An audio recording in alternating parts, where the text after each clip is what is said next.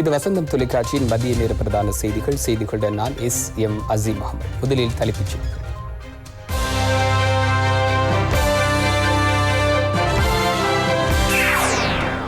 ரஷ்யாவிலிருந்து 7 million Sputnik தடுப்பூசியை நாட்டிற்கு இறக்குமதி செய்ய அமைச்சரவை அனுமதி.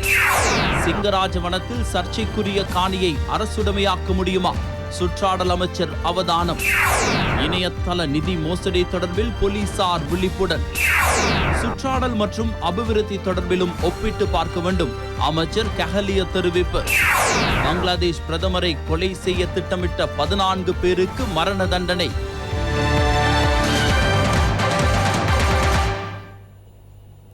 ரஷ்யாவிலிருந்து 7 மில்லியன் ஸ்புட்னிக் தடுப்பூசியினை கொள்வனவு செய்ய அரசாங்கம் தீர்மானித்துள்ளது. இதற்கு 69.65 மில்லியன் ரூபாய் வீதம் செலவிடுவதற்கு அமைச்சரவை அனுமதி வழங்கியுள்ளது. இதேவேளை நேற்றைய தினம் நாட்டில் 251 கொரோனா தொற்றாளர்கள் அடையாளம் காணப்பட்டனர். நேற்று அடையாளம் காணப்பட்ட 251 பேரில் 25 பேர் வெளிநாடுகளில் இருந்து நாட்டிற்கு வருகை தந்தவர்கள். நேற்று அதிகளவாக கம்பகா மாவட்டத்தில் 66 தொற்றாளர்கள் அடையாளம் காணப்பட்டனர். கொழும்பில் 48 பேரும் யாழ்ப்பாணத்தில் 20 பேரும் அடையாளம் காணப்பட்டுள்ளதாக COVID-19 தடுப்புக்கான தேசிய செயற்பாட்டு மத்திய நிலையம் தெரிவித்துள்ளது. அதற்கமைய இதுவரை நாட்டில் மொத்தமாக 90,765 கொரோனா தொற்றாளர்கள் அடையாளம் காணப்பட்டுள்ளனர். அவர்களில் 2,907 பேர் வைத்தியசாலைகளில் சிகிச்சை பெற்று வருகின்றனர். 87,306 பேர் குணமடைந்து வெளியேறியுள்ளனர். நேற்றைய தினம் யாழ்ப்பாணத்தைச் சேர்ந்த ஒருவர் கொரோனா தொற்றினால் மரணித்த நிலையில் மரண எண்ணிக்கை 552 அதிகரித்துள்ளது. நாட்டில் நேற்று 7,940 PCR பரிசோதனைகள் மேற்கொள்ளப்பட்டுள்ளன. முப்படையினரின் கீழ் இயங்கும் 90 தனிமைப்படுத்தல் மத்திய நிலையங்களில் 8,492 பேர் தனிமைப்படுத்தப்பட்டுள்ளனர். கொரோனா தடுப்பூசி வழங்கும் நடவடிக்கை தொடர்ந்தும் இடம்பெற்று வருகின்றது. நாட்டில் அவசர பயன்பாட்டுக்காக தேசிய ஔடத கட்டுப்பாட்டு அதிகார சபை அனுமதி வழங்கிய ரஷ்யாவின் ஸ்புட்னிக் வி தடுப்பூசி 7 மில்லியன்களை நாட்டிற்கு கொள்வனவு செய்வதற்காக சுகாதார அமைச்சர் பவித்ரா வன்னியாராஜ் முன்வைத்த அமைச்சரவை பத்திரத்திற்கு அமைச்சரவை அனுமதி கிடைத்துள்ளது. இலங்கை சனத்தொகையில் 14 மில்லியன் பேருக்கு கொரோனா தடுப்பூசியை பெற்றுக் கொடுக்கும் வேலை திட்டத்தின் கீழ் குறித்த தடுப்பூசியை நாட்டிற்கு கொண்டுவர அரசாங்கம் தீர்மானித்துள்ளது. இதேவேளை சீனாவில் இருந்து கொண்டுவரப்படவுள்ள கோவிட் தடுப்பூசி தொடர்பில் தேவையற்ற அச்சம் கொள்ள தேவையில்லை என பொது சுகாதார பரிசோதகர்கள் சங்கத்தின் தலைவர் உப்புல் ரோஹன தெரிவித்தார். எதிர்காலத்தில் இலங்கைக்கு சீனாவில் தயாரிக்கப்படுகின்ற சைனோஃபார்ம் என்ற தடுப்பூசி அன்பளிப்பாக நாட்டிற்கு கிடைக்கவுள்ளது. சைனோஃபார்ம் தடுப்பூசியை தற்போது உலகில் 12க்கும் அதிகமான நாடுகள் பயன்படுத்தி வருகின்றன. எனினும் இந்த தடுப்பூசிக்கு உலக சுகாதார அமைப்பும் இதுவரை அனுமதி அளிக்கவில்லை. அவர்கள் இன்னும் ஆய்வு செய்து வருவதாகவே தெரிய வருகின்றது. அந்த ஆய்வின்படி இந்த தடுப்பூசினால் 180% சாதகத்தன்மை உள்ளமை தெரிய வந்துள்ளது. எனினும் இந்த தடுப்பூசி தொடர்பில் இதற்கு முன்னர் கொண்டுவரப்பட்ட தடுப்பூசிகளின் ஆய்வறிக்கையை விட குறைவான தகவல்களே கிடைத்துள்ளன. இவ்வாறெனினும் இது அன்பளிப்பாகவே எமக்கு கிடைக்கின்றது. இதற்கு தேசிய ஔடத கட்டுப்பாட்டு அதிகார சபையின் அனுமதியும் கிடைத்துள்ளது. ஆய்வறிக்கையினை அடிப்படையாக வைத்து இந்த அனுமதி கிடைக்கப்பெற்றுள்ளது. அதனால் இந்த தடுப்பூசியை செலுத்துவது தொடர்பில் மக்கள் தேவையற்ற பீதி அடைய தேவையில்லை. இணையதளத்தினூடாக நிதி பரிமாற்றம் செய்யும் போது மோசடி செய்கின்ற நபர்கள் தொடர்பில் அவதானமாக செயற்படுவதாக போலீஸ் ஊடக பேச்சாளர் பிரதி போலீஸ் மாதிபர் அஜித் ரோஹன தெரிவித்தார். மோசடியான முறையில் இணையதள கொடுக்கல் வாங்கலில் பலம் சம்பாதிக்கின்ற நபர் ஒருவரை ரகசிய போலீசார் கைது செய்துள்ளனர்.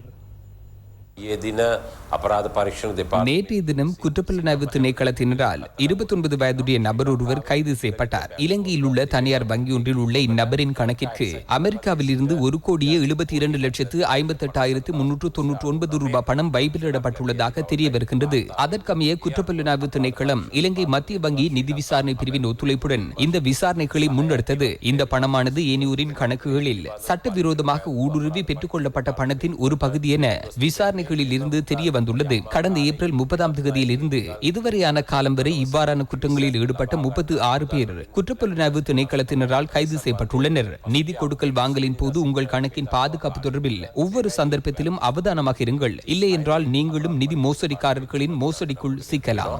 மூல்‍ය ගනුදෙනු කිරීමේදී ඔබේ ගිණුමේ සුරක්ෂිතභාවය ගැන නිරන්තරයෙන් සැලකිලිමත් වන්න ඕනේ. එසේ නොවුනොත් ඔබත් මූල්‍ය අපරාධකරුවන්ගේ වංචාවක වින්දිතෙක් බවට පත් වෙන්නට පුළුවන්. மருதானி பகுதியில் உணவகம் ஒன்றில் ஏற்பட்ட தீ விபத்தில் உணவு தயாரிப்பு நடவடிக்கையில் ஈடுபட்டிருந்த ஒருவர் உயிரிழந்துள்ளதாக போலீசார் தெரிவிக்கின்றனர். எரிவாயு சிலிண்டர் வெடித்தமையே விபத்துக்கு காரணம் என போலீசார் குறிப்பிட்டுள்ளனர். අද දින උදෑසන මර්දාන පොලිස් වසමේ සංගරාජ මාවත පිහිටි இன்று காலை மருதானை போலீஸ் பிரிவுக்குட்பட்ட சங்கராஜ் மாவட்டத்தில் உள்ள சிறிய உணவகம் ஒன்றில் தீ பரவியதாக தெரிய வருகிறது. காலை 5:30 6:30 இடைப்பட்ட காலப்பகுதியிலேயே தீ பரவி இருக்கிறது. தீ பரவிய போது கடைக்குள் 3 இருந்திருக்கிறார்கள். அங்கு உணவு சமைக்கும் நடவடிக்கையில் ஈடுபட்டிருந்த 46 வயதுடைய நபர் ஒருவர் உயிரிழந்துள்ளதாகவும் தெரிய வருகிறது. கொழும்பு தேசிய வைத்தியசாலையில் அனுமதிக்கப்பட்ட போது அவர் உயிரிழந்து விட்டதாக வைத்தியர்கள் தெரிவித்தனர். ஏனைய இருவரிடமும் தற்போது வாக்குமூலம் பதிவு செய்யப்படுகிறது. இது தொடர்பான விசாரணைகளும் இடம்பெறுகின்றன. இந்த தீ விபத்துக்கான காரணம் தொடர்பில் அரசு ரசாயன பகுப்பாய்வாளர்களை அழைத்து அறிக்கை ஒன்றை பெற்றுக்கொள்ள நடவடிக்கை எடுக்கப்பட்டுள்ளது. மருதானை போலீசார் இது தொடர்பில் விசாரணைகளை முன்னெடுத்து வருகின்றனர். கேஸ் சிலிண்டர் வெடிப்பினால் இந்த தீ பரவல் ஏற்பட்டிருக்கலாம் என்ற சந்தேகம் காணப்படுகிறது. ஆனால் அது இதுவரை உறுதிப்படுத்தப்படவில்லை.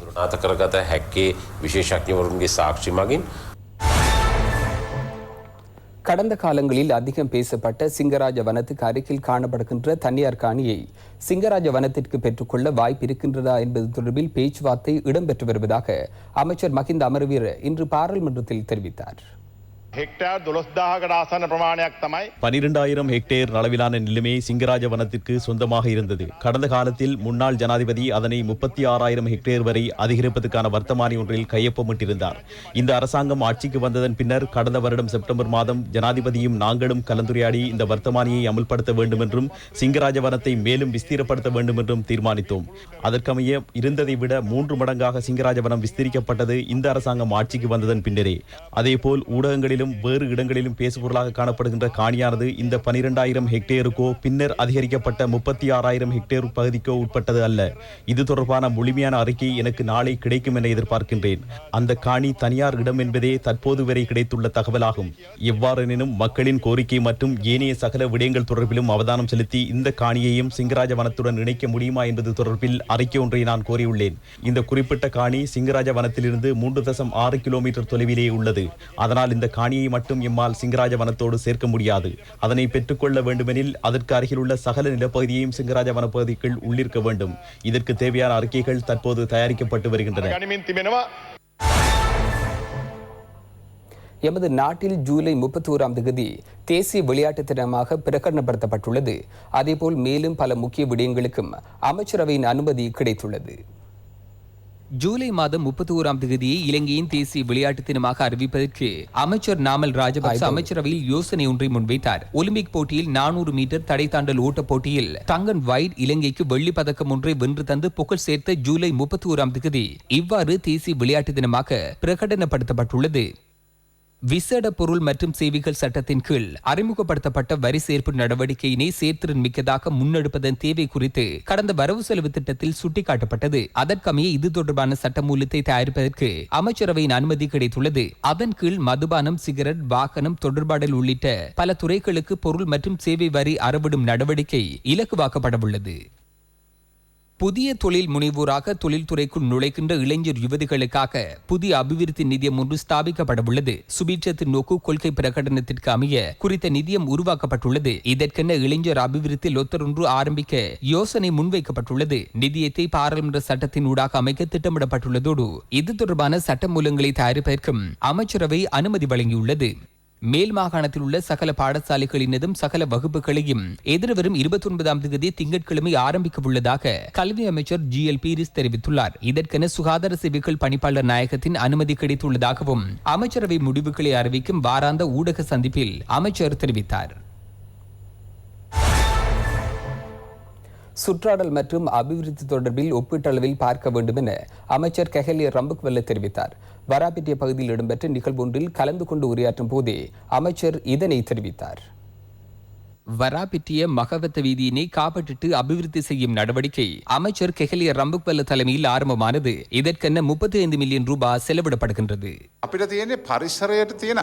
சுற்றாடலுக்கு ஏற்படும் குறைந்தபட்ச பாதிப்பு தொடர்பில் கவனம் செலுத்தி அபிவிருத்தியை கொண்டு செல்ல வேண்டும். சுற்றாடலையும் அபிவிருத்தியையும் ஒப்பீட்டு அளவில் பார்க்காவிட்டால் 1800ஆம் ஆண்டு காலப்பகுதியில் போன்று மணல் மண்ணையும் வீதிகளில் கொட்டிவிட்டு வீதியை வடிவமைத்து ஒரு புள்ளை எனும் பிடுங்காமல் முன்னோக்கி செல்லலாம். காடுகள் வெட்டப்படுகின்றது என்றால் நான் அதற்கு எதிரானவன். எனினும் இந்த காலப்பகுதியில் ஒரு நாடகம் அரங்கேற்றப்படுகின்றது. நாம் அந்த பிள்ளை தொடர்பில் கதைத்து வேலை இல்லை. அவர் சொன்ன கருத்து உண்மையா இல்லையா என்பது பற்றி தேட வேண்டியதுதான் எமது பொறுப்பு. ඒකට යටිතල පහසුකම් මේ ආකාරයෙන්ම තාම නිර්මාණය වෙලා නැහැ. හැබැයි ලක්ෂ්‍ය ඉලක්කය මෙහෙම තියෙනකොට දැන් ඒකට ඒ කටයුතු සිද්ධ වෙමින් පවතිනවා. காலஞ்சென்ற அமரபுர நிகாய மகாநாயக்கர் அதிசங்கைக்குரிய கொட்டுகொட தம்மாவாச தேரரின் தேக்கத்திற்கு இறுதி அஞ்சலி செலுத்துவதற்கென ஜனாதிபதி கோட்டாபய ராஜபக்சவும் அவரது பாரியாரும் இன்று சென்றிருந்தனர். அவருடைய மரணம் தொடர்பில் இரங்கல் செய்தி ஒன்றை அனுப்பியுள்ள பிரதமர் மஹிந்த ராஜபக்ச, கொட்டுகொட தம்மாவாச தேரர் தற்காலத்தில் பிக்கு ஒருவர் முன்னெடுக்க வேண்டிய உயர்ந்தபட்ச பணிகளை முன்னெடுத்து மகா சங்கத்தினருக்கு முன்னுதாரணமாக இருந்தவர் என குறிப்பிட்டுள்ளார். பௌத்த போதனைக்கு அமைய ஒரு பிக்குவிடம் இருக்க வேண்டிய சகல விடயங்களும் அவரிடம் இருந்தது என தனது இரங்கல் செய்தியில் பிரதமர் குறிப்பிட்டுள்ளார். இதேவேளை காலம் சென்ற மகாநாயக்கரின் தேக்கத்திற்கு இறுதி அஞ்சலி செலுத்துவதற்காக ஜனாதிபதி கோட்டாபய ராஜபக்ச மற்றும் அவரது பாரியார் இன்று முற்பகல் வருகை தந்தனர். ஐக்கிய தேசிய கட்சியின் தலைவர் ரணில் விக்ரமசிங்க, அமைச்சர்களான பந்துல குணவர்தன, நாமல் ராஜபக்ச உள்ளிட்ட அரசியல் தலைவர்களும் அவருக்கு இறுதி அஞ்சலி செலுத்தினர். காலஞ்சென்ற அமரபுர நிகாய மகாநாயக்கர் அதிசங்கைக்குரிய கொட்டுகொட தம்மாவாச தேரரின் இறுதி கிரியைகள் கொழும்பு சுதந்திர சதுக்க வளாகத்தில் நாளை இடம்பெறவுள்ளது. நாளைய தினம் துக்க தினமாக பிரகடனப்படுத்த அரசாங்கம் தீர்மானித்துள்ளது. அதேபோல் கொழும்பு மாவட்டத்திற்குள் இறைச்சிக்காக மிருகங்களை கொல்லும் இடங்கள் மற்றும் இறைச்சி விற்பனை நிலையங்கள் ஆகியவற்றை மூடுவதற்கு தீர்மானிக்கப்பட்டுள்ளது. இதற்கு மேலதிகமாக மதுபான சாலைகளை மூடுவதற்கும் அமைச்சரவை தீர்மானித்துள்ளது. தொலைக்காட்சி தாய் வீட்டின் விருது பட்டியலில் மற்றொரு மிக முக்கிய விருதை சேர்த்து சுயாதீன தொலைக்காட்சியின் அட்டப்பட்டம உலக சாதனையில் இணைந்துள்ளது. நிகழ்ச்சி தொடர்ந்து 13வது முறையாக ஸ்லிம் நில்சன் ஜனரஞ்சமான நிகழ்ச்சிக்கான விருதை பெற்று கொண்டது.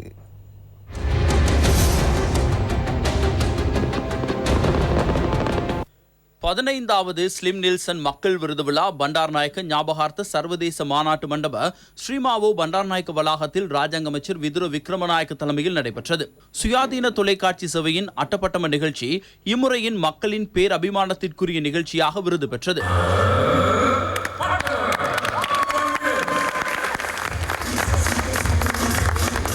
இந்நிகழ்ச்சியின் தயாரிப்பாளர் கலாநிதி ஹசந்த எட்டியாராச்சி இவ்விருதை தொடர்ச்சியாக 13வது முறையாக வென்று உலக சாதனை படைத்தார்.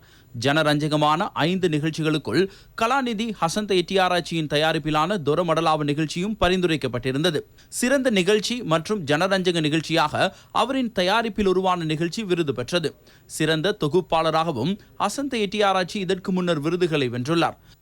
இதேவேளை இளைஞர்கள் மத்தியில் இளைஞர்களுக்கான நிகழ்ச்சியோடு அவர்களின் அபிமானத்தை பெற்ற தொலைக்காட்சி அலைவரிசைக்கான விருதுக்கு வசந்தம் டிவியும் இம்முறை பரிந்துரைக்கப்பட்டிருந்தமை குறிப்பிடத்தக்கது.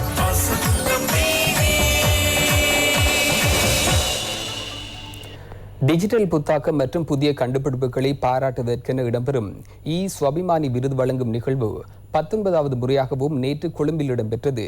இலங்கை தகவல் மற்றும் தொடர்பாடல் தொழில்நுட்ப பிரமுகர் நிறுவனம் நிகழ்வை ஏற்பாடு செய்திருந்தது. ஜனாதிபதியின் சிரேஷ்ட ஆலோசகர் லலித் வீரதுங்கவின் தலைமையில் விருது வழங்கும் நிகழ்வு இடம்பெற்றது. 12 பிரிவுகளின் கீழ் ஸ்வாபிமானி விருது வழங்கப்பட்டது. சமூக நலன்புரியில் தாக்கம் செலுத்தக்கூடிய வகையிலான புத்தாக்கங்களை உருவாக்கிய 60 பேருக்கு இங்கு விருது வழங்கப்பட்டது. இங்கு விருது பெற்ற மென்பொருள் மற்றும் 7 செயலிகள் சர்வதேச பல்கலைக்கழக மாநாட்டு விருது விழாவிற்காக தெரிவு செய்யப்பட்டுள்ளன. ஜனாதிபதி கோட்டாபய ராஜபக்சவின் சுபீட்சத்தின் நோக்கு மற்றும் கிராமத்துடன் கலந்துரையாடல் வேலை திட்டத்தினூடாக கிராமி அபிவிருத்தியில் பாரிய மாற்றங்கள் ஏற்படுவதாக இங்கு உரை நிகழ்த்திய லலித் வீரதுங்க தெரிவித்தார். இலங்கை தகவல் மற்றும் தொடர்பாடல் நிறுவனத்தின் தலைவர் பேராசிரியர் லலித் கமகே உள்ளிட்டோர் இதில் கலந்து கொண்டனர். எமது கல்வி கட்டமைப்பில் மாற்றங்களை ஏற்படுத்துவதன் ஊடாக சிந்திக்கக்கூடிய மனிதர்களை உருவாக்க முடியும். இன்று இலங்கைக்கு தேவையாக இருப்பது அதுதான். நாம் புதிதாக சிந்திக்காவிட்டால் நாம் இப்போது முகம் கொடுக்கும் பாரிய பிரச்சனைகளுக்கு தீர்வு காண முடியாது. உதாரணமாக கோவிட்-19 வைரஸோடு எமக்கு ஏற்பட்டுள்ள சவால்களை பாருங்கள். நாம் ஒருபோதும் நினைத்திராத ஒரு சம்பவம் இடம்பெற்றது. புதிதாக சிந்திக்கக்கூடியவர்கள் இல்லாவிட்டால் இந்த பாதிப்பில் இருந்து எம்மால் முன்னோக்கி செல்வது கடினமாகும். We will never be able to march forward. 46வது தேசிய விளையாட்டு விழா தொடர்பில் எமது வீர வீராங்கனைகள் சுட்டிக்காட்டத்தக்க அளவு அக்கறை செலுத்துவதாக விளையாட்டுத்துறை அமைச்சர் தெரிவித்துள்ளார். விளையாட்டுத்துறை அமைச்சின் கேட்போர் கூடத்தில் இடம்பெற்ற ஊடக சந்திப்பிலேயே அவர் இதனை தெரிவித்தார். 46வது தேசிய விளையாட்டு விழாவின் நடைபயண போட்டி, மரதன் மற்றும் சைக்கிள் ஓட்ட போட்டி என்பன எதிர்வரும் 26ஆம், 27ஆம், 29ஆம் தேதிகளில் கதிர்காமத்தில் இடம்பெறவுள்ளது. சைக்கிள் ஓட்ட போட்டிக்கென 271 பேரும் 36 வீராங்கனைகளும் பங்கேற்க உள்ளனர்.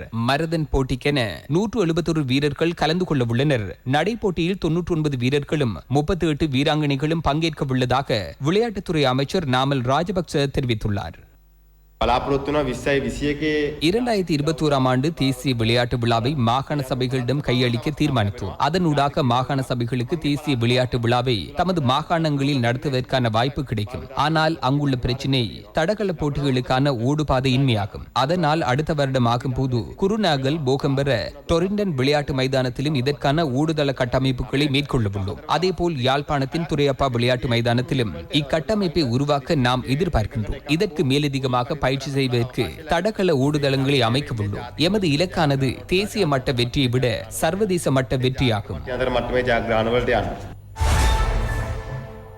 உலக காச நோய் தினம் இன்றாகும்.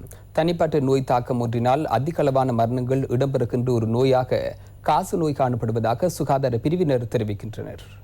காச நோய் காற்றினூடாக பரவும் ஒரு நோயாகும். சுவாச பைக்கு பாதிப்பு ஏற்படுத்தும் குறித்த நோய் தலைமுடி மற்றும் நகம் தவிர்ந்த உடலின் எந்த ஒரு பகுதியையும் தாக்கக்கூடிய வல்லமை கொண்டது என காச நோய் ஒழிப்பு மற்றும் சுவாச நோய் தொடர்பான தேசிய வேலை திட்டம் தெரிவிக்கின்றது. 2019ஆம் ஆண்டு இலங்கையில் 8434 காச நோயாளர்கள் அடையாளம் காணப்பட்டனர். காச நோயாளர்களை அடையாளம் காணுதல் மற்றும் அவர்களுக்கு சிகிச்சை அளிப்பதற்கென மாவட்ட மட்டத்தில் 24 சுவாச நோய் சிகிச்சை நிலையங்கள் மற்றும் 108 கிளைகள் நாடு முழுவதும் இயங்குகின்றன. இலங்கையில் காச நோய் தாக்கத்தினால் வருடம் ஒன்றுக்கு 32 பேர் உயிரிழக்கின்றனர். கோவிட் நோயும் காச நோயும் சுவாச கட்டமைப்பின் ஊடாக உடலுக்குள் பரவும் நோய்களாகும். அதனால் கொரோனாவை அடுத்து நாம் முன்னெடுத்த சமூக இடைவெளி, மக்கள் கூடும் இடத்தில் இருந்து வெளியேறுதல், முகக்கவசம் அணிதல் ஆகியவற்றின் ஊடாக ஓரளவு காச நோயிலிருந்து நாம் பாதுகாப்பை பெற்றோம். காச நோய் மற்றும் கோவிட் நோய் ஆகியவற்றிலிருந்து பாதுகாப்பு பெற வேண்டும் என்றால் இப்போது நாம் பரிந்துரைத்துள்ள சுகாதார வழிகாட்டல்களை பின்பற்ற வேண்டும். මේ අපි නිර්දේශ කරලා තියෙන සෞඛ්‍ය පුරුදු ඒ ආකාරයෙන්ම ක්‍රියාත්මක කරන්න. இத்துடன் வசந்தம் டிவியின் மதிய நேர பிரதான செய்தி நிறைவடைகின்றது. எமது அடுத்த பிரதான செய்தியினை இரவு 8 மணிக்கு எதிர்பாருங்கள். வணக்கம்.